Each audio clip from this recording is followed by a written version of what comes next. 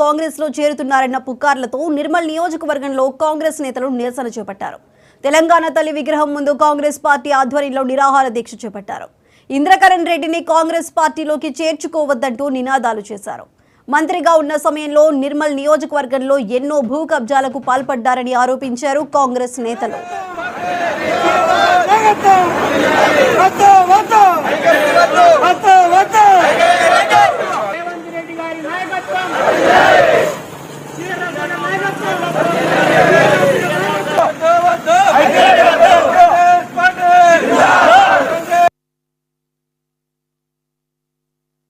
ఉన్నటువంటి పార్టీలోకి జంపు కావడం ఇలా రకరకాలుగా ఇప్పటి నుంచి తెలుగుదేశం పార్టీ నుంచి మొదలు పెడితే బీఎస్పీ మన వైఎస్ కాంగ్రెస్ పార్టీ నుంచి ఇన్ని పార్టీలు మారుస్తూ రాష్ట్రంలో ఎన్ని పార్టీలు ఉంటే అన్ని పార్టీలు మారుస్తూ స్వార్థ రాజకీయాల కోసం తన డబ్బు బలం చేకూర్చుకోవడానికి కోసం అనుచర గణానికి డబ్బును కూడబెడుతూ ఈ రోజు రాజకీయం చేస్తున్నటువంటి ఐకే కాంగ్రెస్ పార్టీలోకి వచ్చి మళ్లీ అవినీతిపరుడిగా పార్టీని భ్రష్టు పట్టించడానికి ఈ రోజు రాజకీయంలోకి కాంగ్రెస్ పార్టీలోకి రావడానికి ఆయన పట్టుదలగా ఉన్నారు.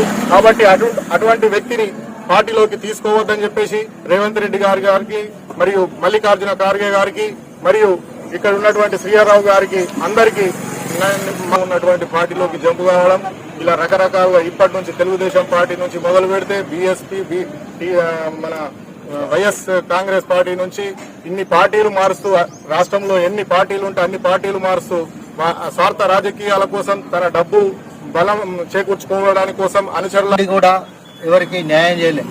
ముందు తెలంగాణ ఉద్యమంలో పనిచేసిన కార్యకర్తలను అనగదొక్కడము, అతని వర్గానికే పనిచేయడము, అలాంటి భేదాలు చేసి అంతేకాకుండా అవినీతిగా అతను మొన్న జరిగిన నవంబర్ 30న జరిగిన ఎలక్షన్లో అతను బీఆర్ఎస్ పార్టీ తరఫున ఓడిపోవడం జరిగింది. కేవలం అవినీతి, భూ కబ్జాలు, మరి డబ్బు సంపాదన ఈ కారణాల వల్లనే బీఆర్ఎస్ పార్టీని కూడా ఓడగొట్టడం జరిగింది, మన మంత్రి గారిని కూడా ఓడగొట్టడం జరిగింది. మరి పార్టీ ఓడిపోతే 10 సంవత్సరాలు మంత్రి పదవి చేసిన వాళ్ళు అదే పార్టీలో కొనసాగలేరా? మీరు ఎందుకు కొనసాగ న్యాయబద్ధంగా నడుస్తున్నది.